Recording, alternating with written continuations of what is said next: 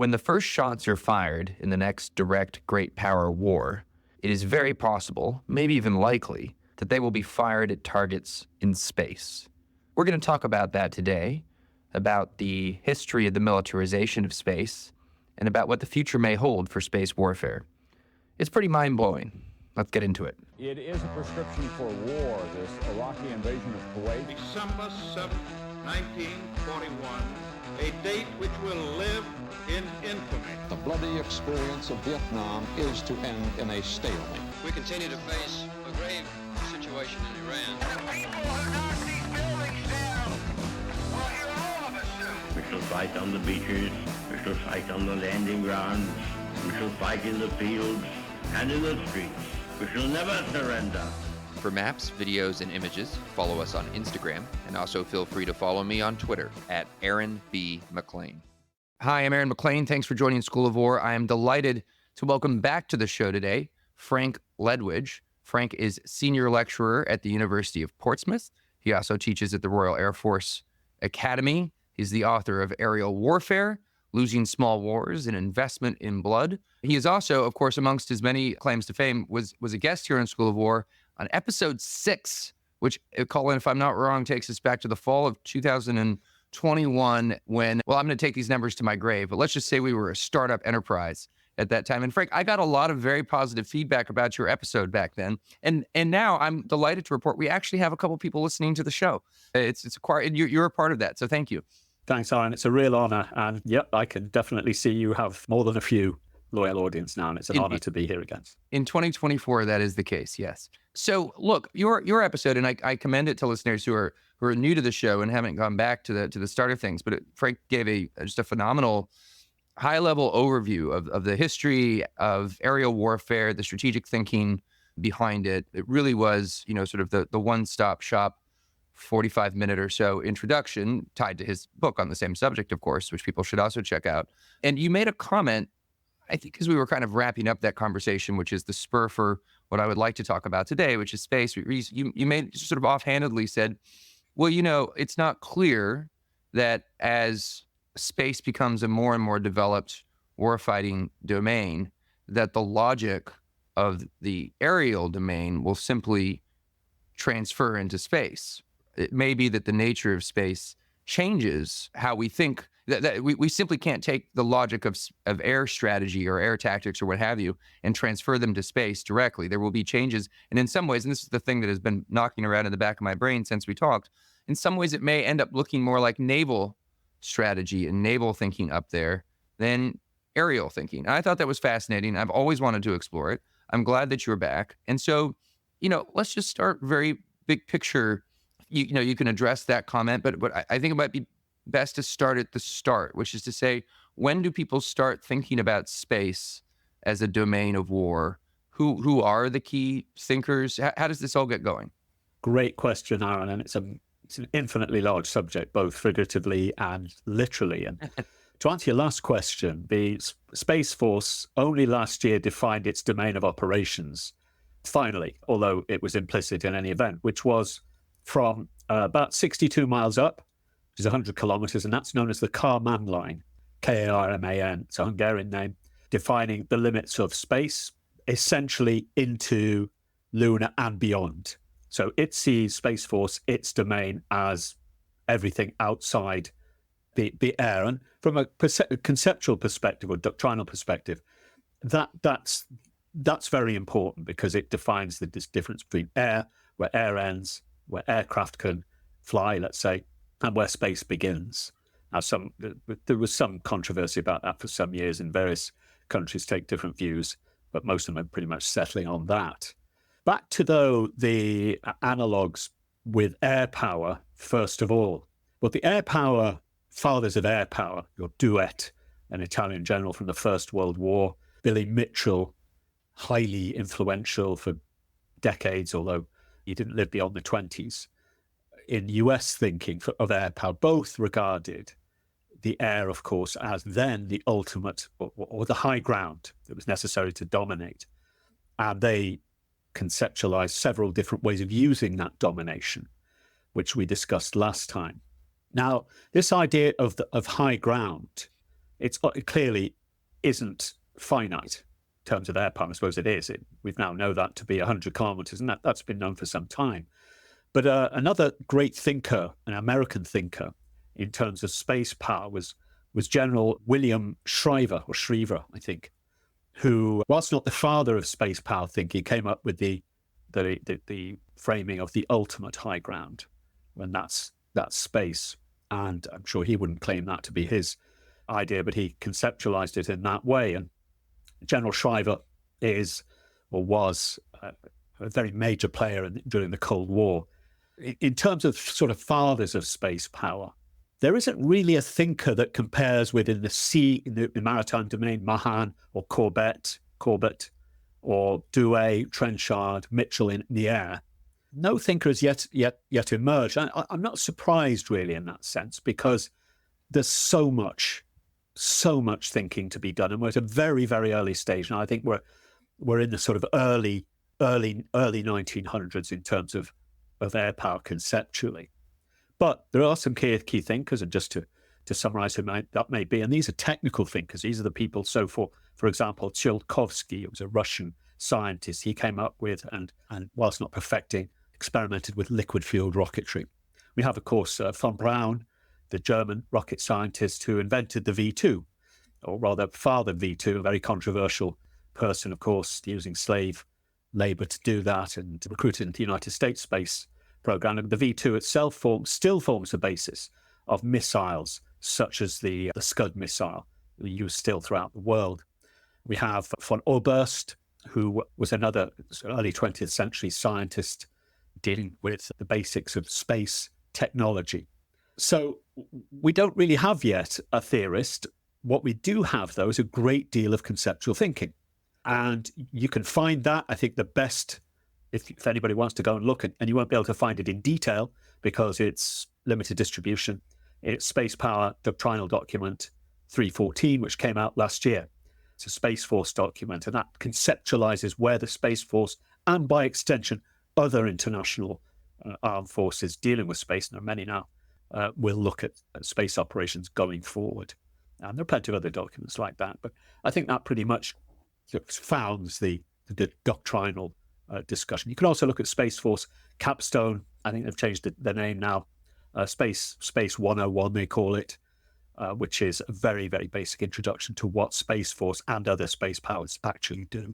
I'm sort of feeling my way in the dark here with these questions, so feel free to sort of revise them and mess with the premises as you see fit. But I'm curious to know when thinking about space as its own domain really begins. And I mean, specifically, if you think back to, you mentioned V2s and von Braun, and, we can obviously see in the Cold War, once you talk about ballistic missiles, you are on some level talking about space. And then, of course, we have the famous US-Soviet space race in the Cold War, which clearly has military dimensions. I mean, a lot of it is about demonstrating rocket technology, right?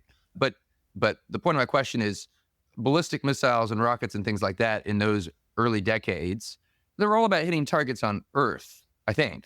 So you're looking at space in those terms as, not to be silly, but as warring prehistoric tribes might have looked at the river as a place to swim for a few hundred meters to achieve some advantage on the shore just down the river, or like get into a canoe. Like everything's still very tied in their military thinking to the land itself, because they're not seasoned maritime warriors yet. They don't have the technology. They don't really know how to plan. Similarly, space is just a kind of littoral for Earth, right? In those first few decades. When does it start to, whether in theory or in practice, start to push past that? Early 60s, Aaron, when the US, we've spoken, implicitly, you mentioned there Sputnik and various other US exploratory technology, but the US started to use space as a bit more than a conduit, which it still is, of course, for missile warfare. And we might get to that, because missile warning, for example, is a major role of space power at the moment. But they got to it in the early 60s. I think 61 was the first Corona satellite. They're quite interesting, those, and the very early forms of reconnaissance satellite, because one of the advantages that space has over air power is what it has. There's a disadvantage attached to this is ubiquity. You can cover the entire planet, and there's not too much until quite recently that anyone could do about that. and anyone, not too much that people have done about denying space to people as yet. So the Corona satellites, they would be taking film or pictures of the Soviet Union. And one of the big problems, even now, of the use of space power, and particularly reconnaissance, is getting your signal from space to Earth. The latency problem. In other words, how long is it between the time that let's say the photograph or the signal is identified and preserved and getting that back to Earth? And the Corona system, initially, what they would do is they would take film in essentially a film camera, an ordinary film camera. It would be then placed into a canister, and the canister would be ejected from the spacecraft. It would re-enter the atmosphere, and then it would be collected, usually actually by an aircraft with a sort of dragnet. And there are amazing photographs of these transport aircraft catching the canisters on their parachutes. And that went on into the 70s or late 60s, I think, when we started to see digital or the equivalent digital signals being sent down with photographs, but they were very primitive. By that time, of course, the US had politically, talking the late 60s now, with the landings on the moon, politically won the space race.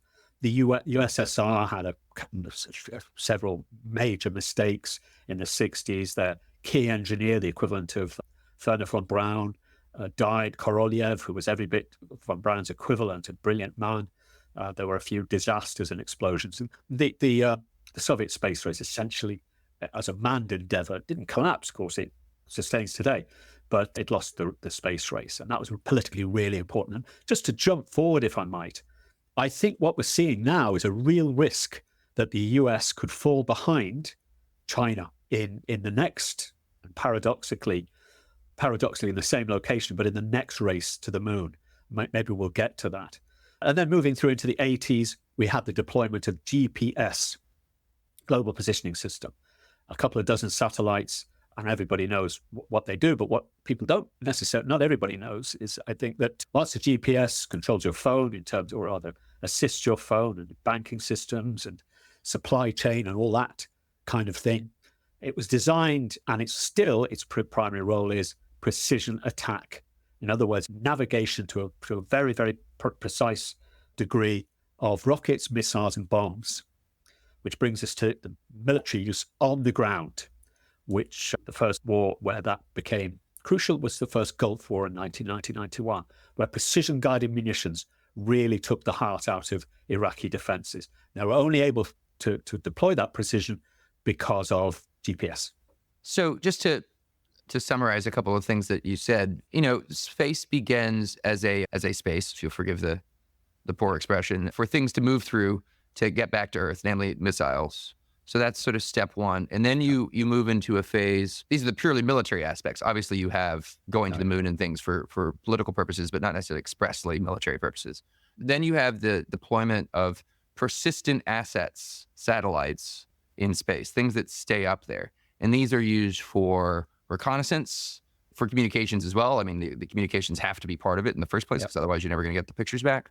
And then, as you point out, really critically in terms of just understanding the history of warfare writ large for the last half century plus, GPS, and I suppose equivalents, right? There are competitor geolocation regimes up there. Yep. And so now you have all this stuff up there by the end of the 20th century, still operating today, that's taking pictures, that's communicating, that's helping you geolocate, such that it's hard to imagine warfare. Warfare today depends upon high-end warfare, the sort of warfare conducted by major nation states, depends on all this stuff.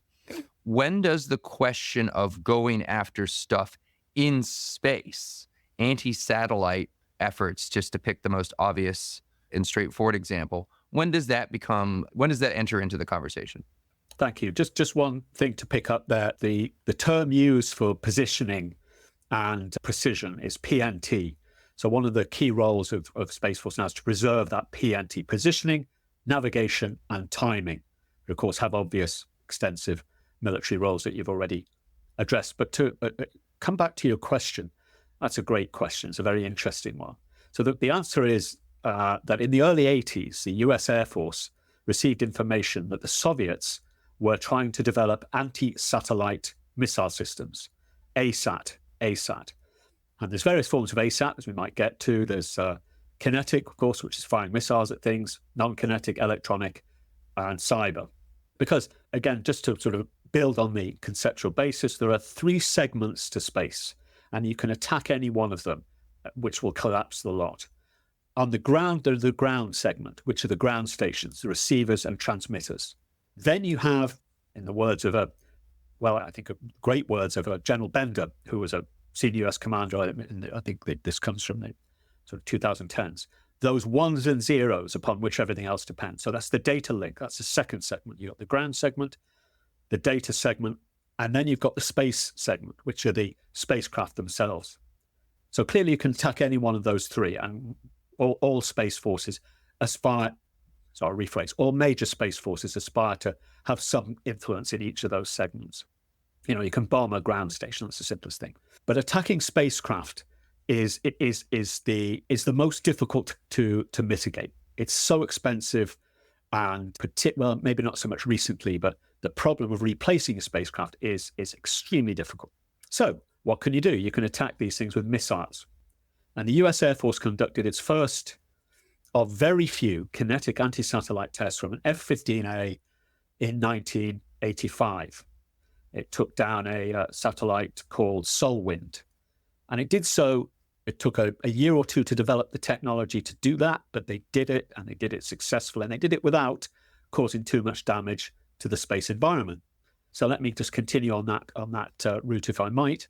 Then we'll jump forward now to 2007. I think it's 7, it might be 8, 7, I think, when the Chinese did a similar thing. That was the next major landmark in kinetic anti-satellite technology. So the Chinese destroyed one of their own satellites, Fenyang 7, I think. Anyway, it was an old weather reconnaissance satellite. And in so doing, they created a vast cloud of debris, which still comprises a significant proportion of space debris orbiting the Earth, and still a threat to satellites in low Earth orbit. So that was the Chinese ASAT test 2008, Fenyang. India's also conducted a test, and so has Japan has demonstrated the capability to not carried it out. The US, in response to the Chinese test, simply put out their own, called Burnt Frost, the following year, and it did so without causing a great cloud of debris. And finally, most recently in 2021, November, the Russians did it. And just to highlight the lack of command and control and coordination, the sort of deterioration of Russian space capabilities, the Russian Space Forces, or Aerospace Force, that now calls its Air Force, managed to do that without informing Roscosmos, the Russian equivalent of NASA, with the result that the International Space Station went into an emergency state of warning, and the astronauts inside, including one Russian, had to repair themselves to the lifeboat, essentially, whilst the cloud of debris that they created was cleared, whilst the ground crews cleared the space station from the risk of debris hitting it and compromising its integrity. So that's the last one in 2021. The US in 22 declared that it would never conduct any further kinetic anti-satellite tests, trying to establish a norm, and several other countries anyway, have signed on to that. So we hope not to see this kind of thing again. It's extremely dangerous and presents a risk of something called the Kessler syndrome. I'll just finish with one analogy some of you listeners and viewers might know, or a demonstration of this. If you see the film Gravity, at one point, as in that film, Sandra Bullock and George Clooney are hit with a cloud of satellite debris, and as in the film, it creates a belt of debris, and a chain reaction of debris, which denies space pretty much to everybody. And that's called the Kessler syndrome. People are really afraid of that. It wouldn't take much for that chain reaction to take effect, denying space and its advantages to us all. And it happened very quickly. And that need not be the result of a military test. It could simply be a collision or several collisions.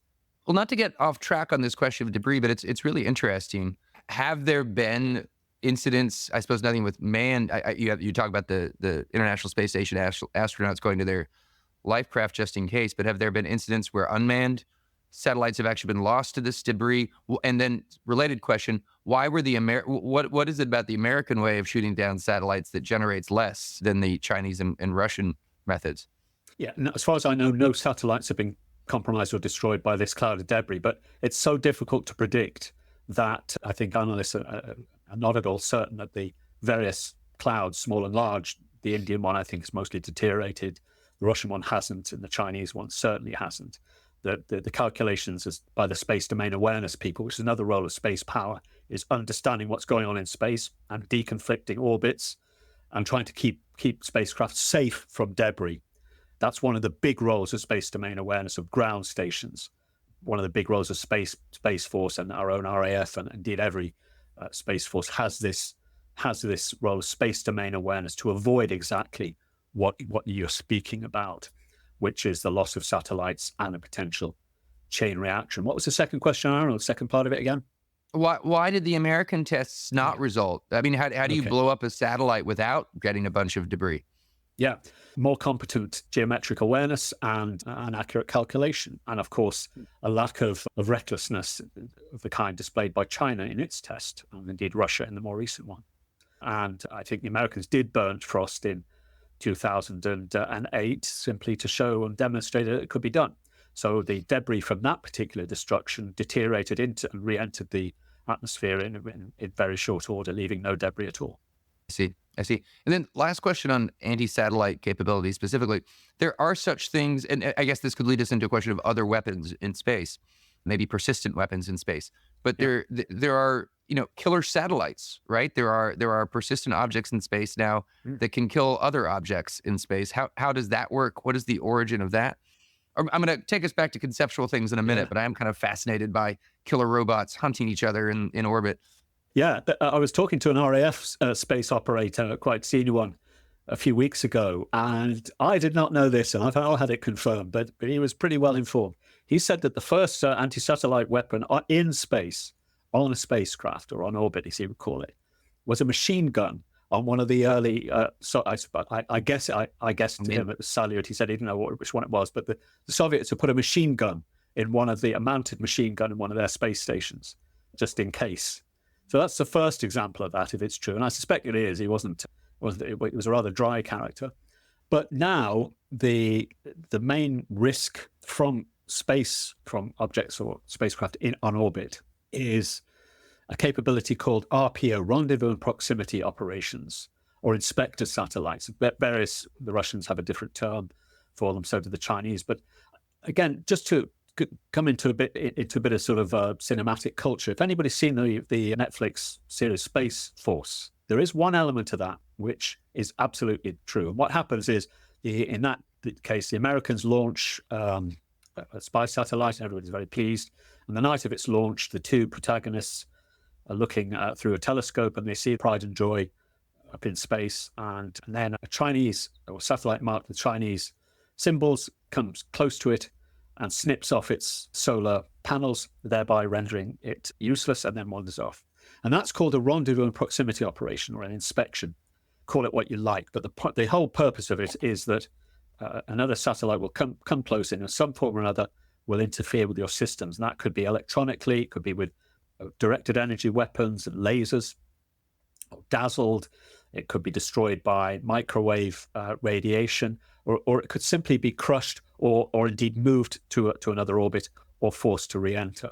So that's a real risk. And indeed, only last year, the major Western space forces warned, and this is quite rare than warnings, because this kind of thing happens a lot, by the way, mostly the Russians and the Chinese doing it to French, British, and American assets, is what they do is in this particular case, which was last year, November 23, there was a joint announcement by Western space forces, a particular Russian satellite, which had been launched quite a while ago, actually, had been apparently reactivated. It's called Luch, as the Russians call it, or Olymp, which is the official title. And it seems that this satellite started tracking and approaching very closely. Now, close in space can be 10 kilometers, but it's going much nearer to that, to French, British, or French particularly, and American commercial and military satellites. Now, it's very hard, and I'm sure the space operators who are listening to this, of course, are well ahead of me on all this, but they will tell you that moving around in orbit is a very complex and difficult task. A lot of it is very counterintuitive. If you move faster, for example, you tend to go lower in orbit, that kind of thing, for reasons that they could explain, perhaps not me, or not quickly anyway. So the point is that maneuvering in space is really difficult. But if you can do it and you can get close to your adversary satellite, you can compromise, destroy, or indeed steal the enemy satellite in theory. The US and China both have what look like small space shuttles, for example, and we're not told what they're for. They belong to the military. One of the conjectures is that their role may be simply to, in the event of conflict, open the cargo bays and take something home. That's also possible. We don't know. At the moment, as far as I'm aware, there's been no public announcement of any satellites that are armed with, for example, laser weapons or directed energy weapons, but it is assumed that there are such platforms. Well, you mentioned radiation at one point. I mean, we had a whole kerfuffle here in the United States this past spring, I believe, where some classified information became public to the effect that the Russians had I can't remember every detail, but it was the effect of the Russians had a nuclear capability. That's it. In or deployable to, I can't actually remember which one, which seems significant, which one it is, in space that would sort of indiscriminately render a large area of satellites defunct when employed. Yeah, that intelligence was revealed, I think, by a congressman on one of your defense committees, whose name escapes me for the moment. And it does seem that probably deliberately and entirely properly, it was somewhat ambiguous. And some commentators took it to mean, I think as you hint, that this would be a nuclear weapon, deployable. I don't think there's any hint at all that there's any such weapon at the moment in space. And I would think it'd be unlikely to be that. The other possibility is that it might have been a nuclear-powered facility. Now, for what purpose, perhaps? I mean, certainly if you had a nuclear-powered generator in space, the kind of directed energy weapon that could produce would be quite fearsome. The use of nuclear weapons in or from space is one of the very few things explicitly prohibited by the various, indeed there's only one international legal convention on military space activities. So this would be, that's the one no-go actually, is nuclear weapons of any kind in space. But as I say, it was a bit ambiguous, and whilst there was a lot of commentary on it, much of it I think was conjectural. Yep. One of the issues, or one of the hypotheses, which is really frightening actually, is the possibility of adversary, for example, Chinese, and we really are talking here about China when we talk about peer adversaries. Russia is no longer a peer adversary in space. It's an irritant peer adversary. China most certainly is. And one of the really frightening hypotheses is the use of a nuclear weapon in space as not as a destructive or directly kinetically destructive weapon, but as the source of an electromagnetic pulse over a key area, which would, let's say, such a weapon is detonated over London, everything would crash immediately. It would be utterly disastrous.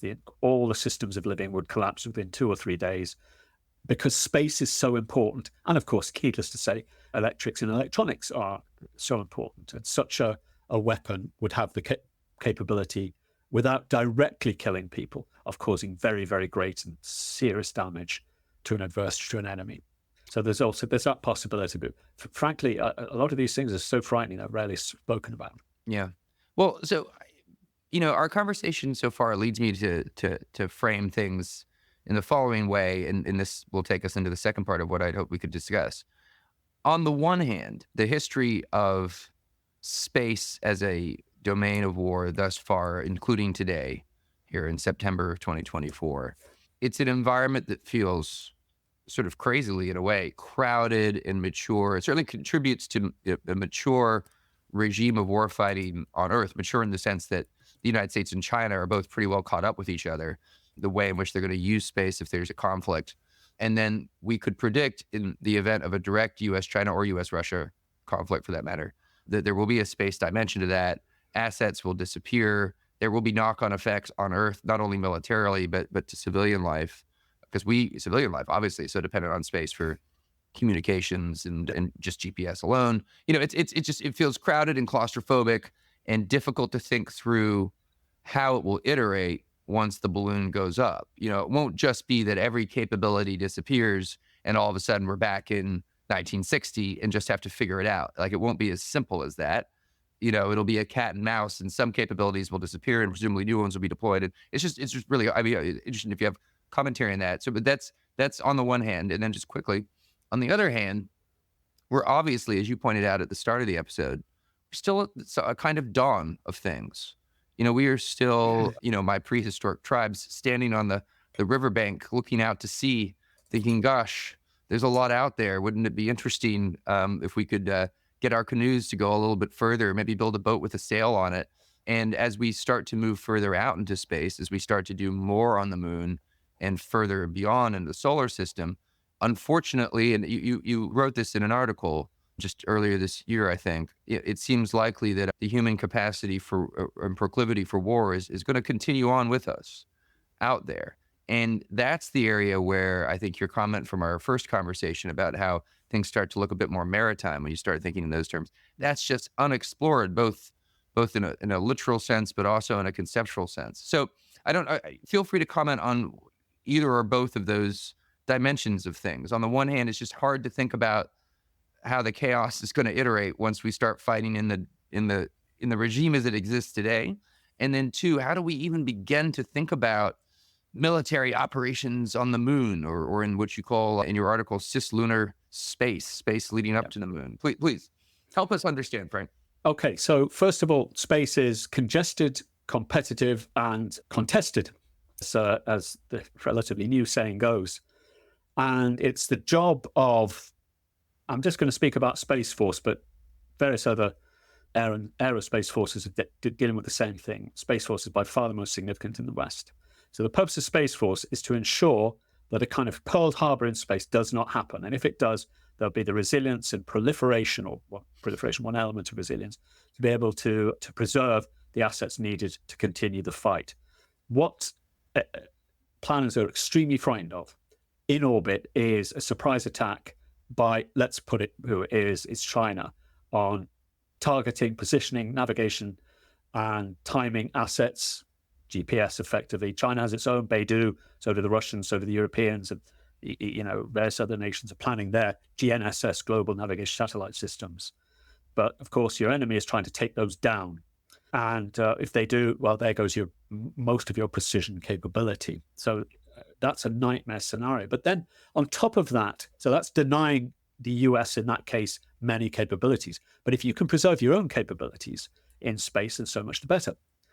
And one of the major concerns of US planners in the Western Pacific, the Indo-Pac region, is that China now has, I think this is not controversial, for the first time since 1945, the US faces an adversary that's able to have persistent surveillance across the Western Pacific. So Chinese capabilities themselves present a real threat when combined and integrated with their, and this brings us back to space's impact on ground operations or assisting ground operations, when combined with China's extremely formidable missile system.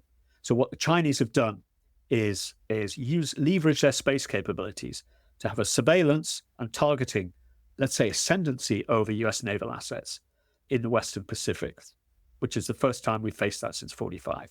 So they're concerned about that. But as you say, look, we've been talking about orbit, that riverbank, if we could put it like that. Most of these capabilities are in low Earth orbit. They're 100 to 300 or 400 miles up. There are other orbits as well. There's halfway between. There's medium Earth orbit, which is a bit further out, different roles. And there's geostationary orbit, which is 36,000 kilometers out. And what the capabilities that those satellites have is that they can sit over one area at any time. So we're now moving out of orbit into the XGOs, it's called the extra geostationary orbit, 36,000 kilometers sphere around the Earth. And that's where things really change. That's where your analogy, others' analogy of the difference between, say, a river and an ocean starts to make sense, except that an ocean isn't really a sufficient analogy. So let me just give you some figures, which I find astonishing, but true. So you can fit within that geostationary sphere hundreds and hundreds of Earths. Okay, so just within that's 36,000 kilometers. No, it's not. I think it's 1,000 cubic Earths in that area, right? Oh. So we have enough problem exercising domain awareness, which is to say situational awareness in orbit, right, in low Earth orbit. Now imagine that expanded out to hundreds of Earth volume sizes, spheres. that's just at Earth at geostationary orbit. So what we're trying to do is maintain awareness of our adversaries and indeed potential other issues like debris out to that far. That's a vast task, and it requires, of course, huge amounts of processing capability and indeed platforms. But that's nothing, right? So let's go out now to the moon, which is 250,000 miles, 360,000 kilometers. And then we're talking about tens of thousands of Earths to survey, just in that sphere of 250,000 miles out. Tens of thousands, that's just the way the maths work. So just over 200,000, I think, if my maths are right. And again, look, I don't wish to over-egg it. We are talking about space here. And what we're now looking at is trying to exercise adequate surveillance of adversary capabilities beyond there. And there are certain areas in lunar and extra-lunar space, which is beyond that, which will become very important in the medium term. We're talking here not, 50 years, talking the next 10 to 20 years. They're called the Lagrange points, where you can place a spacecraft in a stable orbit. And that's a long way off. Those are sometimes millions of miles away. So just to bring this back to today, and why this has become a key issue, and why a lot of space planners are concerned about cislunar space. The moon is going to become a contested, not necessarily in terms of armed conflict, we hope not, but it's going to become a contested domain because of not so much the political aspect, but because of the resources on it, which will dwarf any other continent, let's say. China is going hard for the moon. Last year, a spacecraft called Chang'e 5, once it completed its mission on the moon, then departed to one of those Lagrange points I was mentioning to you, hundreds of thousands of miles away, and it got lost, right? The US did not know where it was, and it came back, and they were not expecting that. As a result, rather, this turbocharged efforts now for Space Force to really start examining, looking out to the moon, to be aware of what our adversaries might be doing out there that we don't know about. And some of you listeners and viewers may remember something called CHIPS, the California Highway Patrol. And Space Force have been planning their own cislunar highway patrol system for some time now, some years. Last year, I think it's last year, no, 22, it was renamed Oracle. So we're now going to have a cislunar highway patrol force, part of Space Force, essentially comprised of ground assets and a few spacecraft, to try and extend that situational awareness way beyond orbit. And then, of course, we've got the moon, which is a whole literally new area of potential conflict. And already we see, not visionaries really, but strategic planners looking at areas on the moon which might become of strategic interest. So shadow craters in permanent shadow with one called Shackleton at the lunar South Pole, for example. Why? Because that's where the water is likely to be. And water is essential, of course, for all aspects of life, but also for fuel and sustenance, aside from sustenance, and where certain minerals may be. And right now, in terms of surveilling the moon and being aware of what's on the moon, the Chinese, unfortunately, are way ahead of us. And this Chang'e program, they've just done Chang'e 6, Chang'e 7 is going off next year, will enable the Chinese, supposedly civilian space force, but there's really no difference between its civilian space missions and military ones, to have a really good awareness of the moon. And we're way behind them on that, notwithstanding the Artemis system, which some of you may have heard of, which is well underway. But we're getting behind now, China, on this. And they're looking out decades, we're looking out years. You're kind of blowing my mind here, to be honest. There's a lot in what you just said, and I think we can spend the time we have remaining just unpacking different pieces of it. Can we start with the observations on scale that you made? I that's the first time anyone has made that point to me. I don't really know how to process it. I'm trying to think nor do I. In my troglodytical way, just sticking with my land to maritime analogy. I don't actually know what the number, obviously there's more ocean than Earth on the planet, but what is it? It's like 1 to 10 or maybe less than that. I'm not sure what it is. It's an order of magnitude at most, right? 79%. Yeah. Okay. So 1 to 5. Yeah. Or 1 to 4 rather. Sorry, 1 to 4. Maths were never my strong suit. 1 to 4 ratio of land to water on Earth. And you're telling me that just beneath the moon, it's, what did you say? It's 1 to 200,000 or something like that? Look, the mathematicians will have to make the calculation. I think the lowest number I've come up with, that I've heard, is 36,000 Earths. I did a calculation today with the help of a certain AI which comes up to 219,000. But as you say, it just blows him on either way, even if it's 50. But it's not 50, it's tens of thousands of Earths to surveil and be aware of. But look, these guys are very capable, and they have the tools, they think, to be able to do that if they're given the resources to be able to carry it out. And people may say, well, look, what's the point of this? Right now, very little. But you might say tomorrow that still nobody on the moon. China is going to have a moon base. It's absolutely declared that as a target officially by 2030. The US, of course, is hoping to have people on the moon in 26, I think. But it's all looking a bit shaky. And as I can't remember now, maybe it was Elon Musk said the world's first trillionaire will be made in space and probably in asteroid mining. Now, we're getting close to trillionaires anyway, but asteroid mining 20, 30 years out will present all kinds of risks and opportunities, because that's going to happen for obvious economic reasons. And there are Space Force leaders who are visionary and are saying, look, we need to be looking out this far to preserve our national interests. And I think they're quite right in that. Because if you get behind on it, you're never going to recover.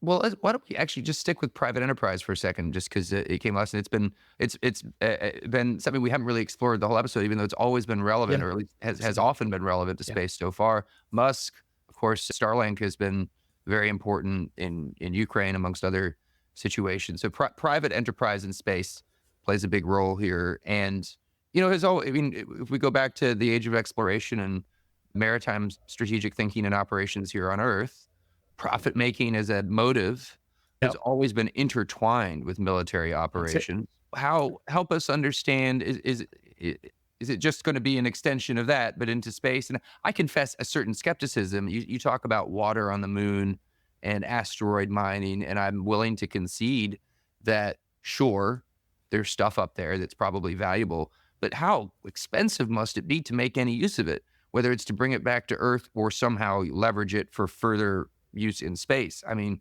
we have to be some way off from the juice being worth the squeeze in a commercial perspective, no?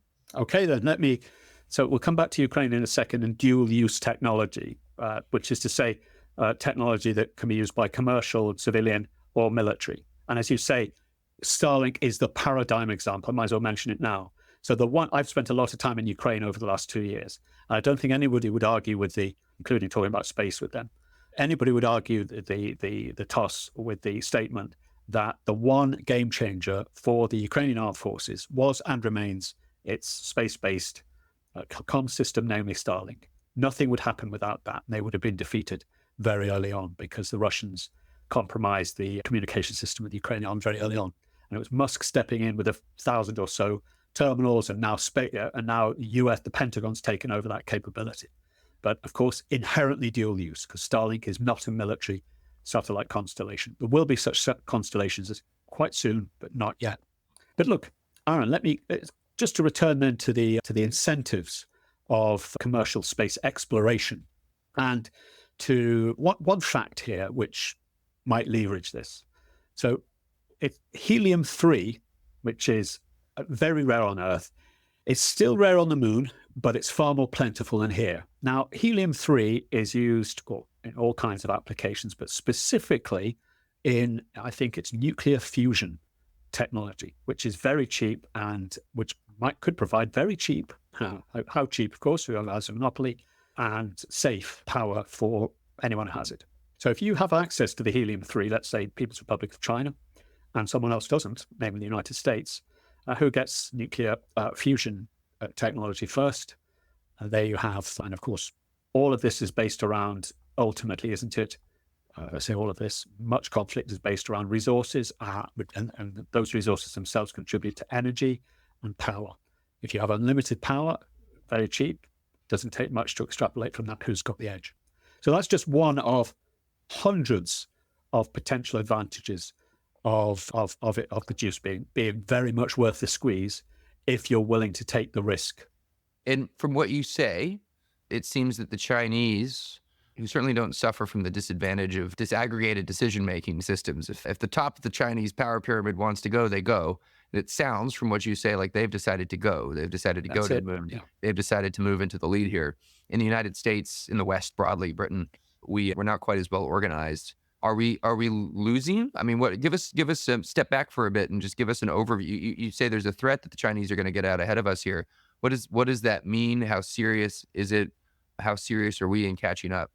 I think in orbit, if I can make an assessment, it's highly likely, I think, that the West has the edge over China, not just in numbers and capabilities of spaceborne assets, namely satellites and ground systems, and indeed operators. And it's the operators, of course, that are key here. And the development and foundation of Space Force was absolutely, first of all, absolutely essential, providing a core for the human capability for the US Armed Forces, by far the most capable in the world, by order of magnitude, even now, I think.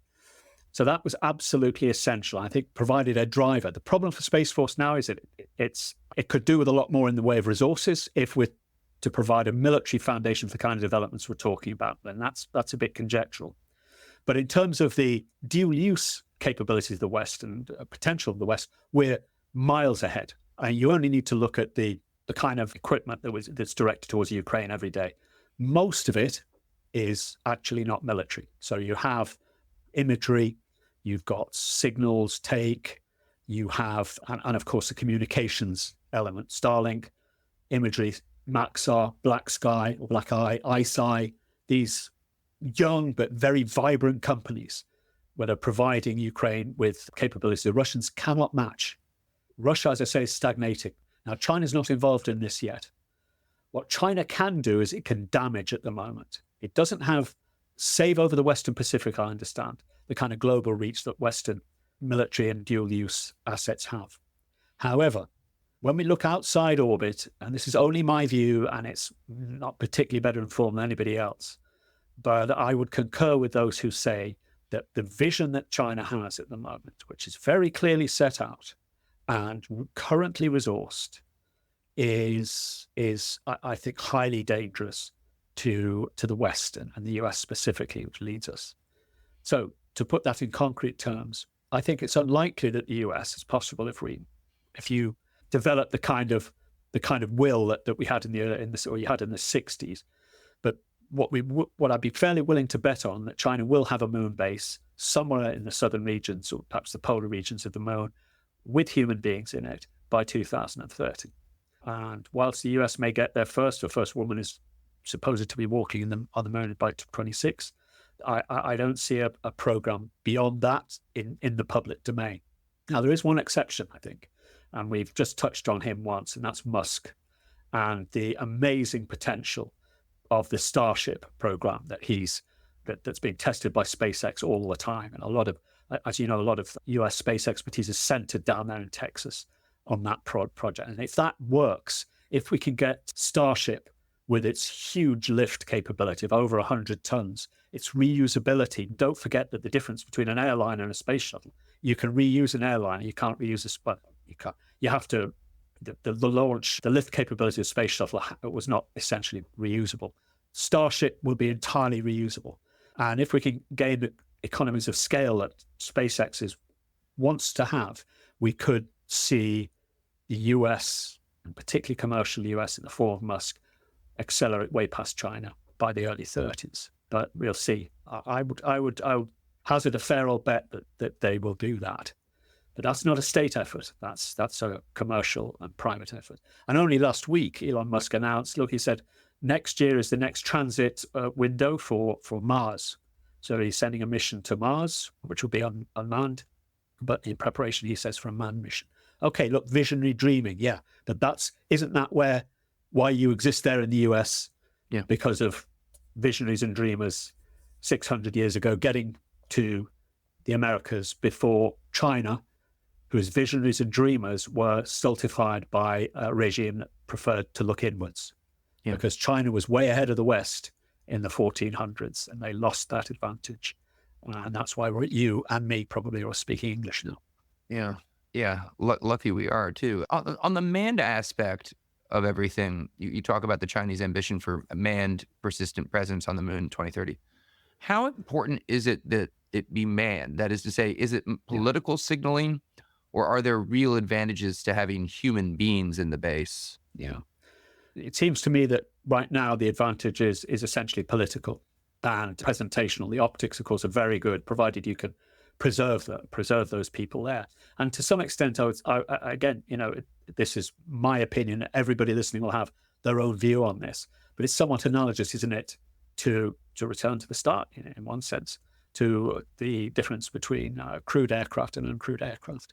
People, I take the view, for what it's worth, that essentially the reason we've got crewed fighter aircraft now is because the leadership of our air forces are aircrew, and that's a cultural issue. I don't see that there are some very serious theorists, and we're moving way out now beyond the moon, and practitioners, astronomers, very, very famous and significant thinkers who say that the idea of sending crewed craft beyond the moon or even to the moon is a waste of time and energy, given the amount of effort needed to keep your wetware, as our Royal Air Force engineer once called it, your wetware alive, say the human element. But then, of course, we are humans, aren't we? And I'm pushing my rather limited perspective into philosophy now, but I think there's very little that machines and machine learning will be able to do by the early 2030s that human capability would be able to exceed. Let's put it that way. Well, what an amazing time to be alive. Let's hope we all survive, I suppose.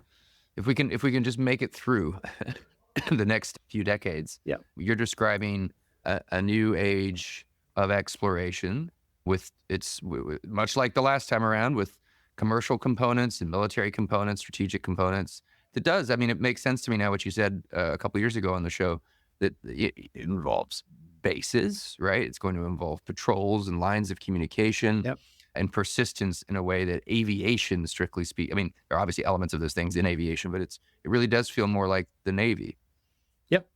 Yeah, and with it, the sort of infinite aspect to it as well.